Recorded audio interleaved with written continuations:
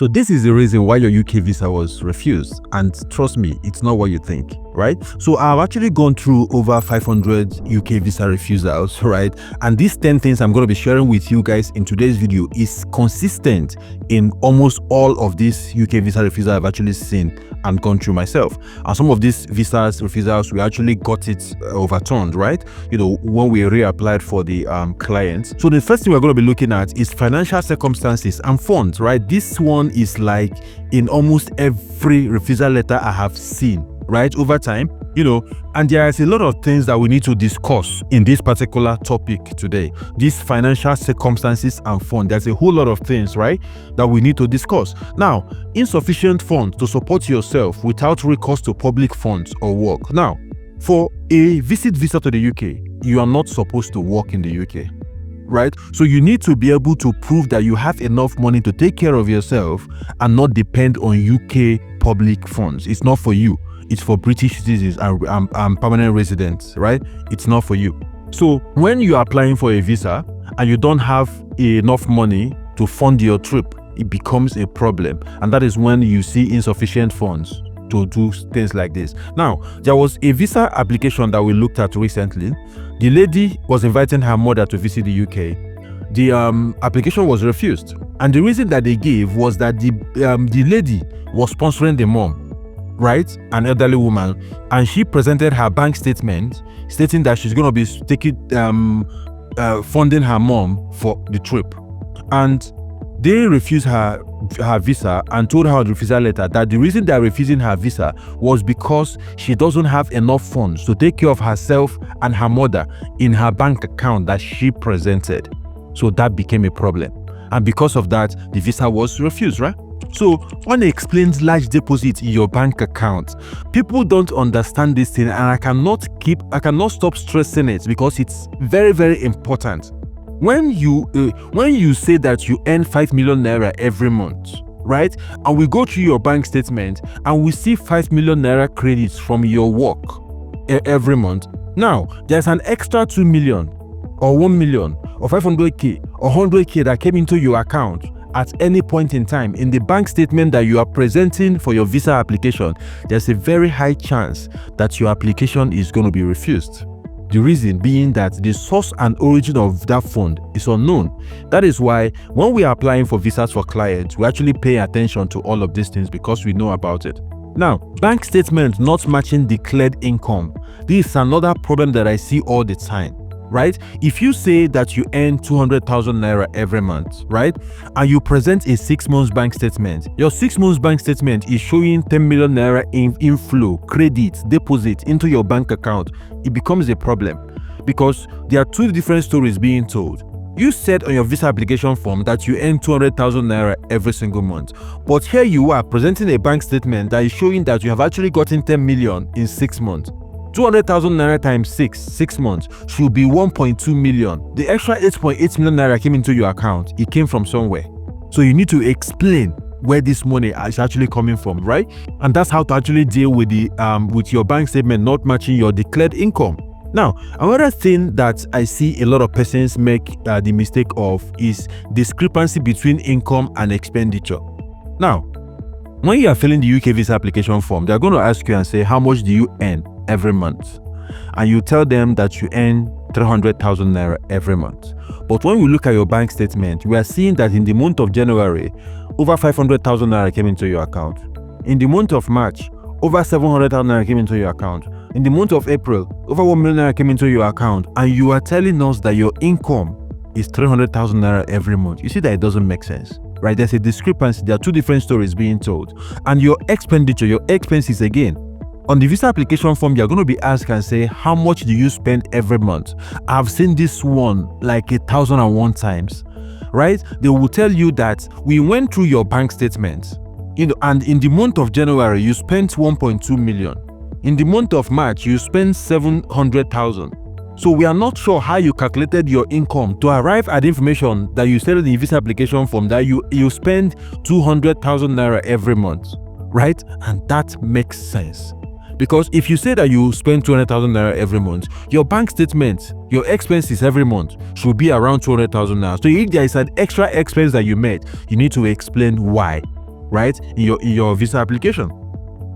And we do all of this explanation in the cover letter. That is why a cover letter is important, right? As a matter of fact, before I started recording this video, I just finished a cover letter from Mr. Morrison, somebody that reached out to me on this YouTube channel, right? They paid us to do he paid us to do his cover letter and his application. And I sent the cover letter that I just did this evening, and he was like, Gerald, this is solid, right? Of course, I wrote it myself, so it has to be solid.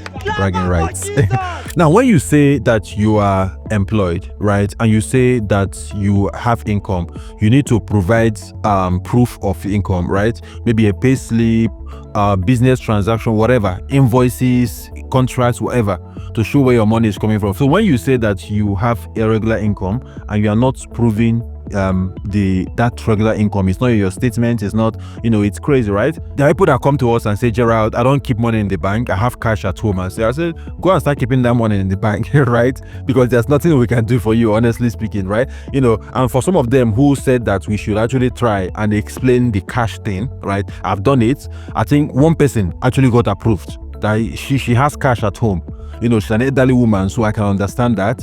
So I made the argument that, she lives in a village and the closest bank to her is actually very far away and stuff. And she got approved. Her visa got approved when we made that statement. Another thing is that when you present no bank statement, you just make claims, and there's no bank statement to back up your claim, or you present 1 month bank statement or two. Somebody has sent me 2 weeks bank statement before, and I told them, I said, it is not going to work. So no evidence of income like employment letter, pay slips, promotion letter, all of those things is very important, right? Now, another mistake a lot of persons make is to provide a recently opened bank statement with no financial history. You'll tell me, Gerald, I just opened this account, it's 2 weeks old, so I printed the bank statement there. It is not going to work, right? It is not going to work. So you need to run your account for a period of time. I've actually seen people submit 3 months bank statement, 4 months bank statement, their visa got approved, right? But ideally, UKVI will ask you for 6 months bank statement. Right? And sometimes people also deposit cash into their bank account with no explanation, right? Now, the explanation is very important, and that's part of what we are going to be doing on the cover letter, when we are writing it for you, if you want us to write it for you. Now, another thing is low bank balance towards the end of every month, right? As a matter of fact, I had a consulting session today with somebody, and that's part of the reason why they gave for his refusal, right? They said that his bank balance falls to very low balance towards the end of the month, which means that he has very high financial burden. Right? So when you have, let's say if you earn 2 million naira every month, right?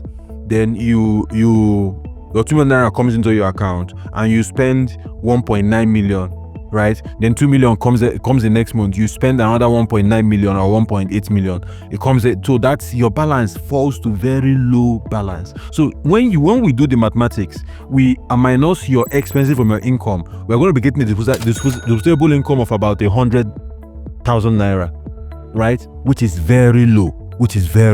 Right? So sometimes it's important to actually have money to leave money inside your bank account. Now, this guy, when I spoke with him, I understood the fact that he was sending his money to an investment account. So he'll get a salary of about 3 million naira, then he will send the money to an investment account. So I told him that when we are reapplying, what we are going to be doing is to provide proof of where you're sending this money, and the statement of the investment account, we're going to provide it to actually prove the link that you're not spending this money, you're actually saving this money, and this is what your actual expenditure is every single month, right? So that's what we're going to be doing.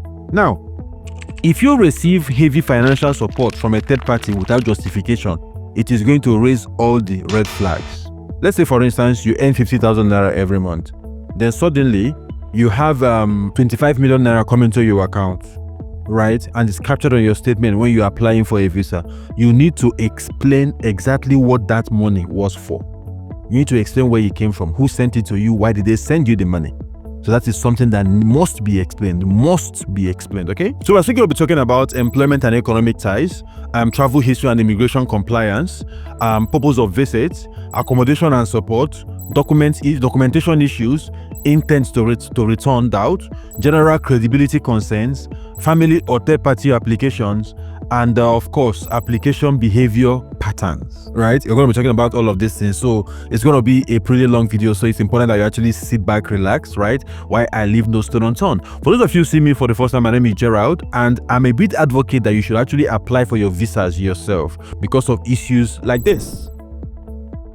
And in this channel, I'll show you guys exactly how. So it's important that you smash the like button on this video, subscribe to my channel, and most importantly, turn on the bell notification button so that when we drop more amazing videos, just like what you're watching right now, YouTube is going to send you a notification instantly. So if you want to get in touch with me, all you need to do is to click on the first link that is pinned in the comment section of this video below. Once you click on it, it's going to take you to Seller, and after you are done with Seller, it is going to redirect you to my WhatsApp number instantly, so we can actually have a conversation about your specific scenario. And if you have any questions, let me know in the comment section, as I'm going to be there to answer all your. As a matter of fact, I endeavor to respond to all the comments in the comment section, so go ahead and use the comment section. Okay, so employment and economic ties is another issue I see people have all the time with UK visa application, right? So you have no evidence of employment or ongoing business, employment is not credible or not verified, right? Everything must be verifiable. Employer letter missing or lacking details, right? Self-employment not substantiated, no tax document, no registration, no invoices, stuff like that. So when you say that you are self-employed, it's actually important that you actually prove whatever you allege, you prove it, right? So no strong ties to country of residence, no job, no dependents, no business, right? No strong ties to your company of residence. As a matter of fact, I'm going to be talking about other kind of ties, later on. So you also don't have a leave letter from your company. Let's say you work for No Agent Travel Guide, or our company Advantage. You work for Advantage Limited, and you're applying for a UK visa, right? You don't have a leave letter from the company saying that you are leaving and you're coming back on so and so date. You don't have your employment letter. You don't have your pay slip, right? That shows that we pay you a salary, stuff like that. So whatever you allege, you have to prove it. Okay. So the next thing we are going to be looking at is travel history and immigration compliance. This is also very important, right? So if you have no prior travel history, especially for first-time travelers requesting long stays, right, it raises a red flag. So that is why I tell people, if you are traveling to the UK and it's your first time, right, you've not traveled anywhere before, I would encourage you, don't travel to the UK for vacation, right? Unless you have very strong economic tie to your home country. That means you have a good job or a good business that is paying you a lot of money, right? So UK should not be your first point of vacation. So go to vacation to other places and build a history of going on vacation before you actually apply to the UK. But for a visit visa for the UK, there are other kind of purposes with which you can apply for a UK visit visa, and those ones would actually make more sense. I've actually made a video on this particular topic, right? So if you are interested and you cannot find it on my channel, let me know in the comment section, right? And I will respond with the link to that particular video where I showed you guys all the purposes with which you can actually apply for a UK standard visa, UK standard visitor visa, by yourself. So previous UK or visa overstay, right? You've been to the UK before and you overstayed your visa. That's your village people calling you, right? So don't do that. Violation of visa conditions in a prior visit.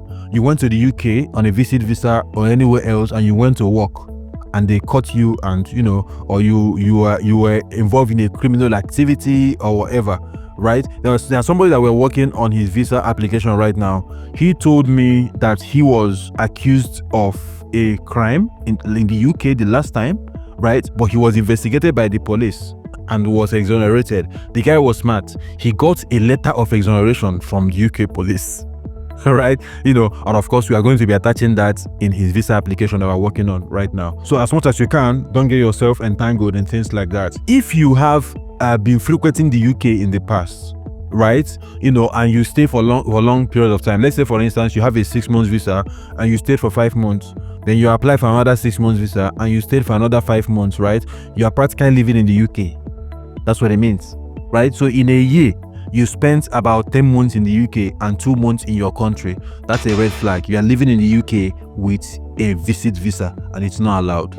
You're not allowed to do that, okay? So you're not allowed to use visit visas to live in the UK, whether suspected or proven, right? You have to be careful about that. And I just explained exactly what that means. Now, the purpose of your visits, It's also very important. That's one of the first things that I actually put in the cover letter when I'm writing it. I justify the purpose of the visits. Purpose of the visits must be credible, right? When it's not credible or not adequately explained, it becomes a red flag. So whatever reason why you are visiting the UK, please be very articulate about it. And if you don't have a clear itinerary or travel plan, it's also a red flag, which would actually affect you. So it's important that you pay attention to those things. Now, don't say vague things like, why are you traveling to the UK? You say, just to see London. What does that mean? Right? Like, for instance, when I applied for a Schengen, so a French visa, I told them in my cover letter that I want to take pictures at the Eiffel Tower. Right? So it makes sense. I'm very specific on what I want to do in France. So that's exactly how to explain your travel purpose, your itinerary, your vacation purposes, right? What exactly you need to do. You want to go to the London Eye. You want to go the London Bridge. You want to visit this Manchester United football stadium. Whatever it is, right? Now, it's also important.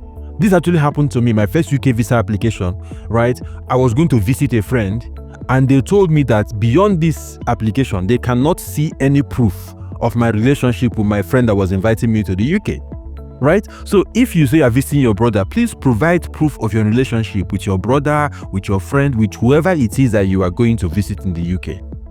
Please provide a proof of relationship. Your birth certificate showing that you have the same parents and you have the same surname, your emails from 2014, your whatever it is, right? Provide some kind of proof that you actually have a relationship with this person. Pictures together, stuff like that, right? Very important. No invitation letter or invitation letter likes details. I've actually made a video on how to write invitation letters when you are sponsoring somebody or you are being invited by somebody. Your invitation letter should have the person's name, right? His status in the UK, right? The date you are coming to his house and the date you are leaving. Very important details like that should be on the invitation letter. Also, that's very important, right? Discrepancy between visa purpose and supporting documents. Let's say, for instance, you say you are going on vacation to the UK, right? And your document, you have a letter for a checkup in a hospital, or a letter from a school, or an email that you submitted from your girlfriend where you guys are planning to get married, or your boyfriend in the UK. Right? It means that you are telling them you're going on vacation, but the supporting document that you have is proving something else, right? So it's important to pay attention to things like this and make sure there's no discrepancy between your purpose and the supporting documents. They should actually be telling one single story. So it's also important that when you say you are going for a specific purpose, let's say, for instance, you are traveling with your child, right? And the child is supposed to be in school, it's a red flag. Right? So you need to get a letter from the school saying that the school is aware that they're exempted of or this or this or that. But if it's a holiday and you say you are traveling with your child for this holiday and they're going to be back to regime school in September, that makes sense, right? That makes sense. So it's important to pay attention to things like this. Now, another issue that I've seen on different refusal letters is accommodation and support, right? Where there's no evidence of where you will stay, no hotel bookings, no invitation address, right? Sponsor support not substantiated, right? Your sponsor says that he's going to be sponsoring you with £1,000, no bank statement, no pay slip, no ID, nothing. He's just saying without proof, right? I always say it, when you allege, you have to prove. As a matter of fact, there was this guy we were working on his visa application recently, and the sponsor, who is a UK citizen, sent us his bank statement. When we looked at it, the bank statement was that there was no money inside. And I said, this guy, he said that he's sponsoring you with £1,000. Where is the £1,000 that he's going to be using to sponsor you? Right? So, of course, if I didn't look at that application, he would have gotten an automatic refusal with that application, okay? So your sponsor must be credible and able to support you, and you also have to show a relationship between you and your sponsor who is inviting you to the UK, right? I've mentioned this earlier. Now, documentation issues is another issue that I've actually seen a lot with refusal letters, right? Which is most likely where your visa was refused, right? Forged or altered documents leads to ban. Somebody was telling me in the comment section that an agent applied for a visa for her and she got a 10 years ban what is she going to do? That's a comment I'm going to be responding, and probably if the person pays for consultation, we can actually have a conversation and see how to actually approach that, right? But I need to understand exactly what happened, and so we'll find a way to actually prove it and send an elaborate email to UKVI and ask for an apology. Sometimes they actually listen to things like that. So when you so it's also important when you are uploading documents, you make sure that all documents are uploaded correctly, right? So when you have missing or incomplete documents, it's going to lead to a refusal.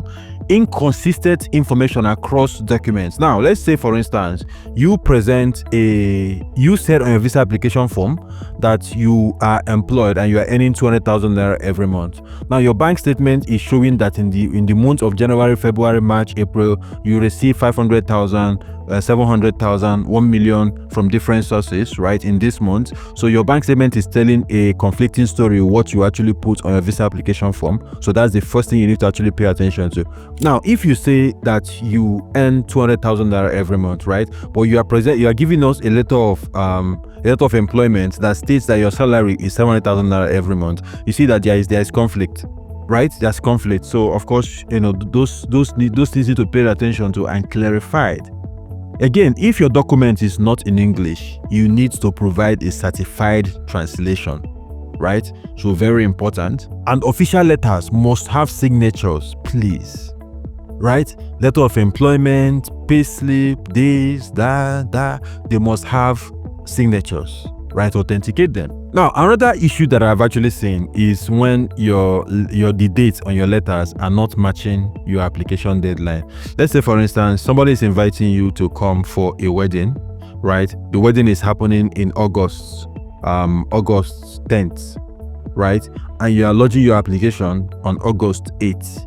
So by the time they give you visa and you travel to the UK, the wedding must have finished, right? So of course it doesn't make sense, right? The dates are not matching. Now, another issue that I've actually seen a lot is the intent to return doubt, and which is actually the most important thing, because every visa, the visa officer or ECO in the case of UKVI is actually trying to assess your intention to return to your home country. That is the most important thing, that if you can convince them that you are a genuine traveler and that you are going to return to your home country, your visa is going to be approved, right?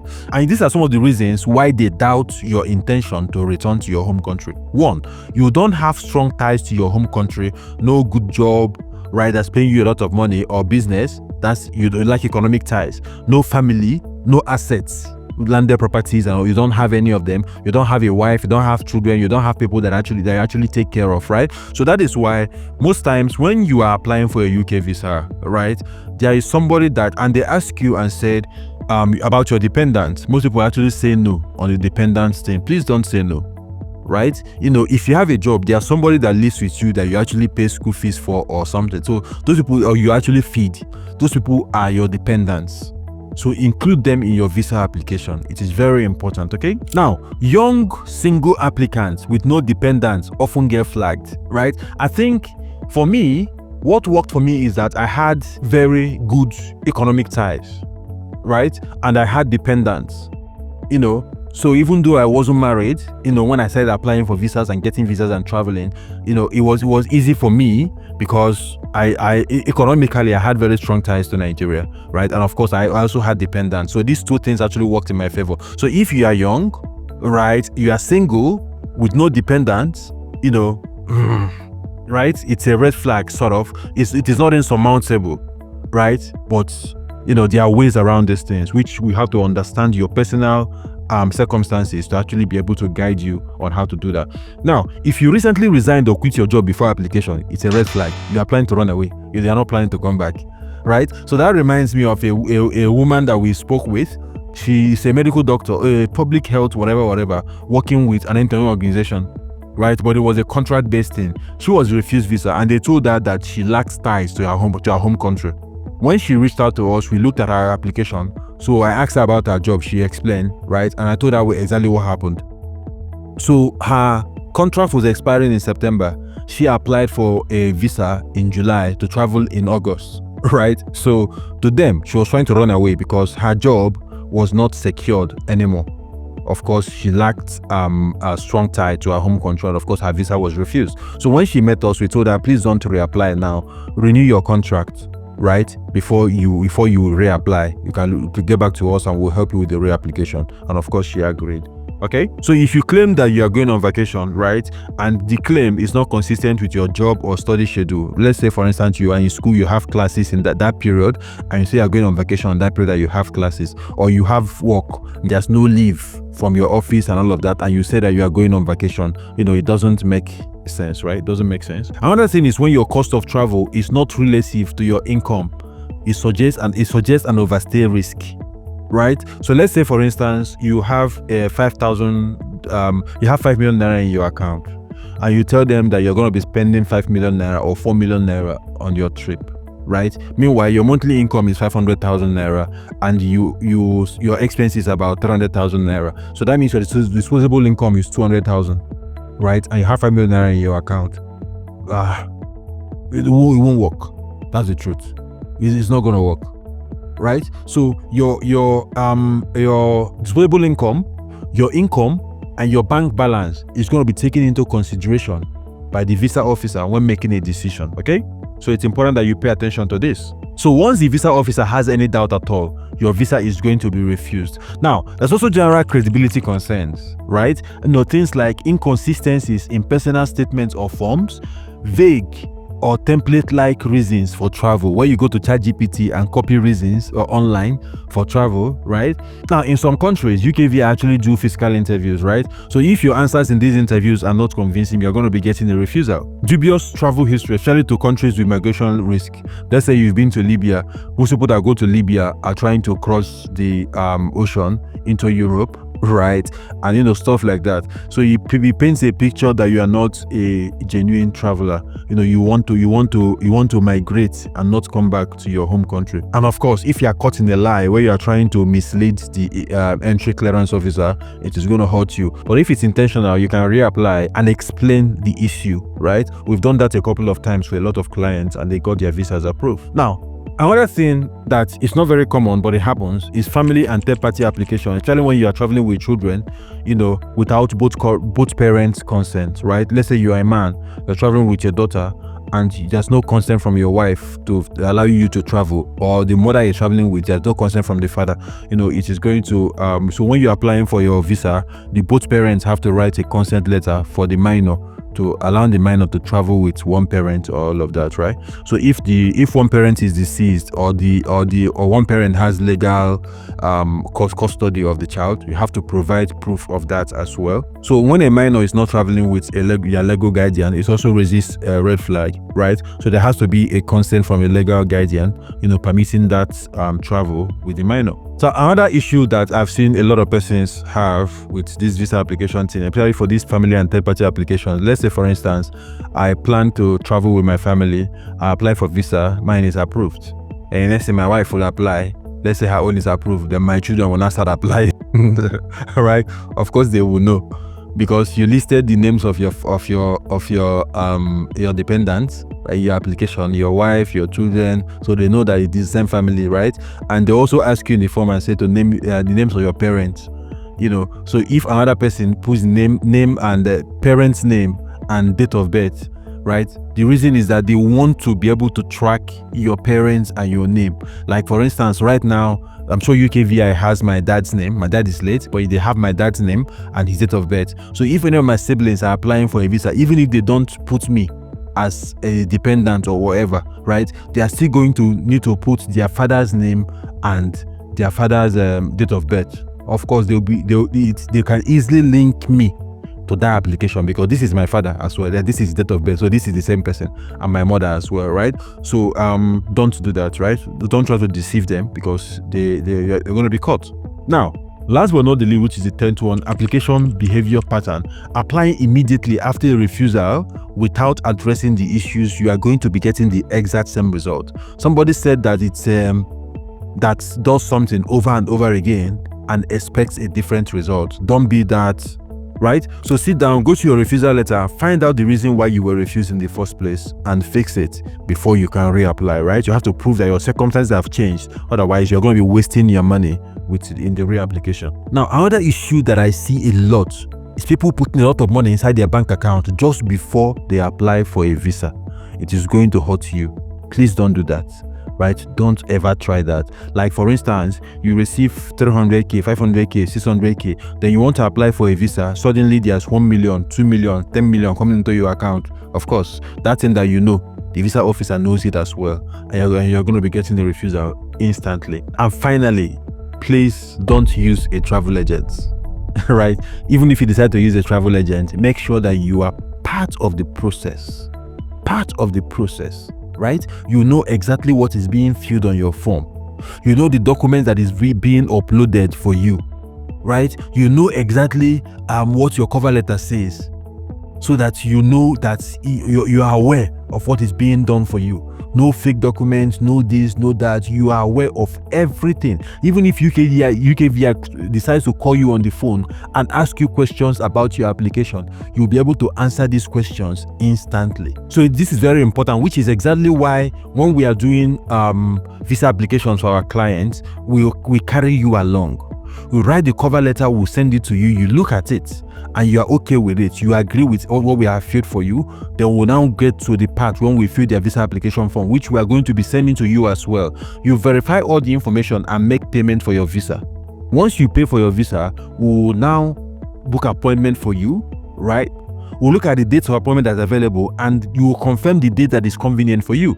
We'll book that date for you, and after we book that date, we'll also upload documents for you, and we are done. Right? So you are part of the process from start to finish. So if you want to get in touch with me, all you need to do is to click on the first link that is pinned in my comment section below. Once you click on it, you can book a consulting session with me, right? And once you're done with payment, automatically you will get my WhatsApp number immediately, so we can actually discuss what your specific situation is and exactly how to surmount it. Now, this video is going to show you guys exactly how to apply for a UK visa by yourself.